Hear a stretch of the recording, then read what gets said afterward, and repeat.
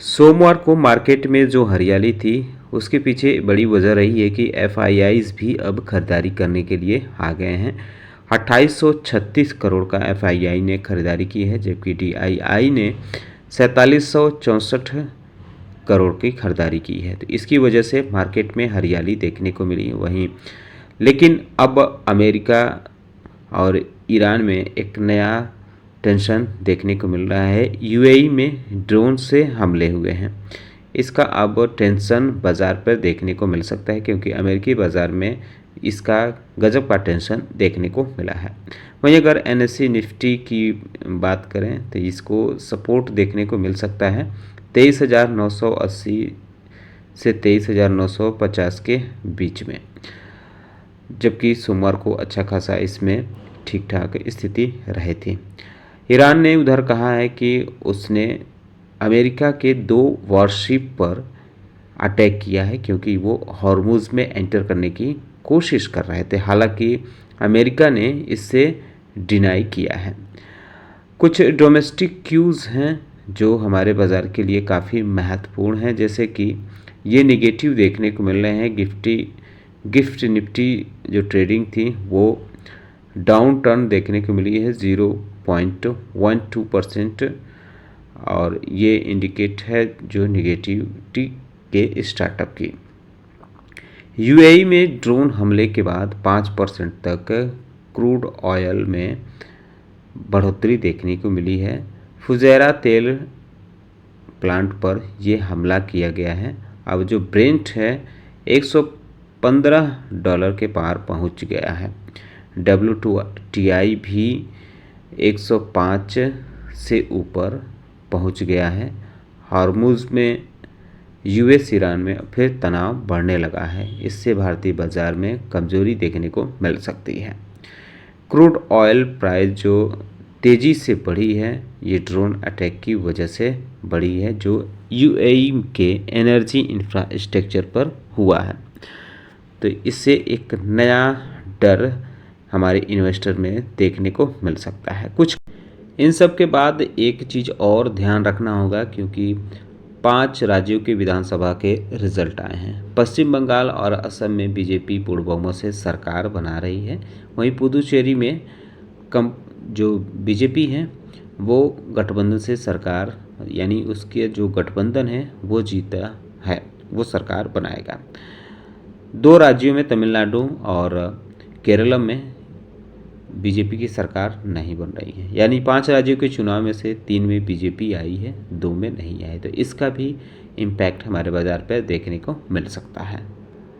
कंपनियों में खबरें हैं, जैसे टाटा टेक्नोलॉजी ने अपने नतीजे जारी किए हैं। मार्च के नतीजे प्रॉफिट और रेवेन्यू ग्रोथ हेल्दी देखने को मिल रहा है, हालांकि मार्जिन मॉडरेट रही है। नेट प्रॉफिट कंपनी का 8% बढ़ा है, 204 करोड़ रहा है पिछले साल के मुकाबले। वहीं पिछले साल कंपनी ने 189 करोड़ नेट प्रॉफिट दर्ज किया था।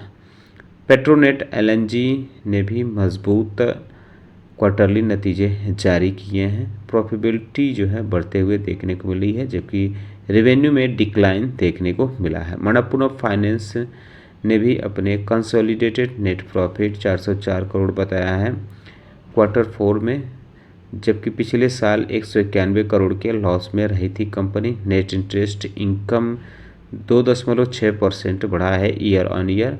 1504 करोड़ कंपनी ने नेट इंटरेस्ट इनकम दर्ज किया है।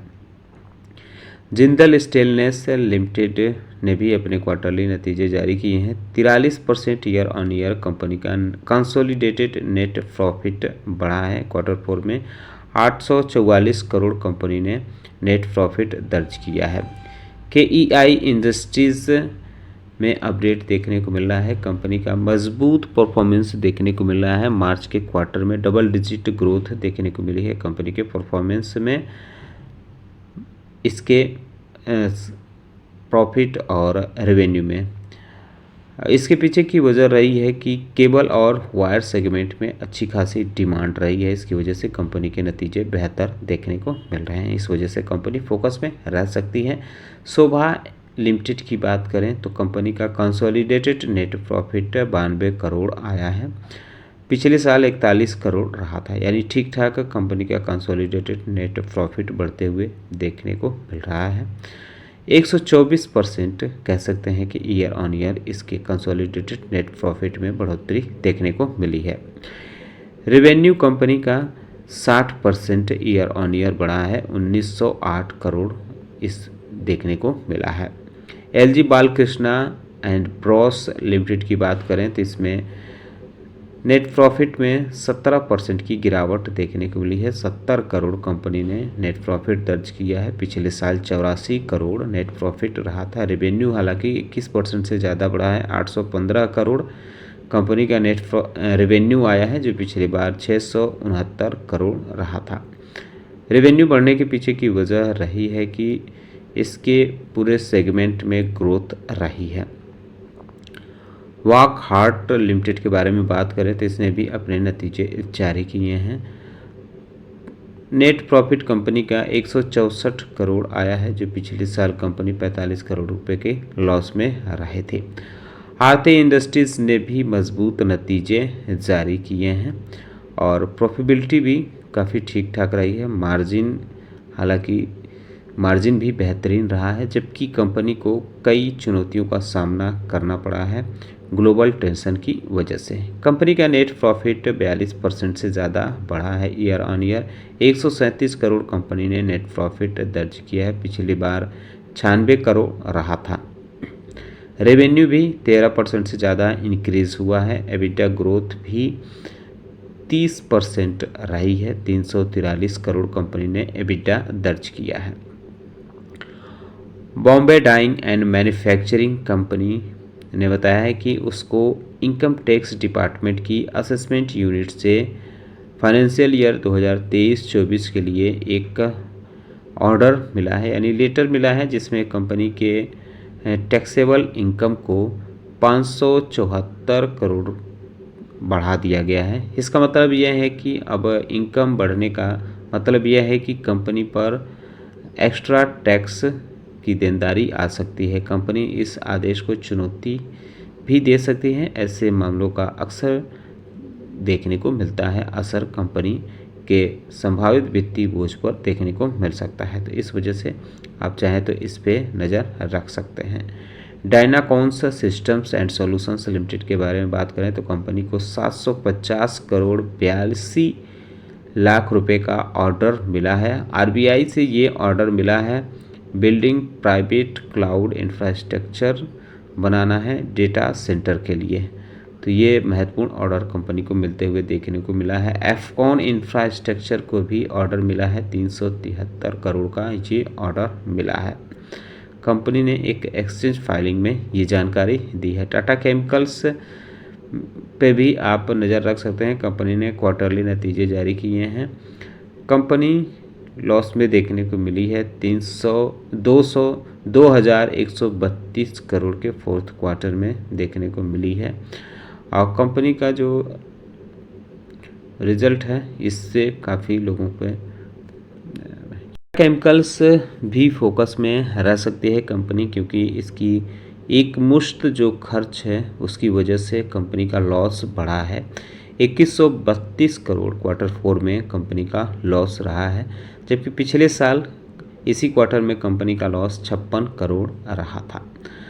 तो ये आप इस पे नज़र रख सकते हैं। वहीं सीमेंट कंपनियां भी फोकस में रह सकती हैं, क्योंकि ये प्राइस हाइक की बात चल रही है, योजना बना रही हैं। अप्रैल में कंपनियों ने 10 रुपये पर बैग के हिसाब से प्राइस बढ़ाया था। अब दूसरी बार बढ़ाने की बातचीत चल रही है। 10 से 25 रुपये पर बैग बढ़ाया जा सकता है, जबकि इसमें जो मार्केट में डिमांड काफ़ी कम है, इसके बावजूद कंपनियां ये बढ़ाने के लिए सोच रही हैं। इसके पीछे की अगर वजह जाने तो वजह यही है कि मिडिल ईस्ट में जो टेंशन है इसकी वजह से कंपनियों की लागत बढ़ गई है। इस वजह से कंपनियां अपना मुनाफा बनाए रखने के लिए ये प्राइस हाइक की योजना पे काम कर रही हैं।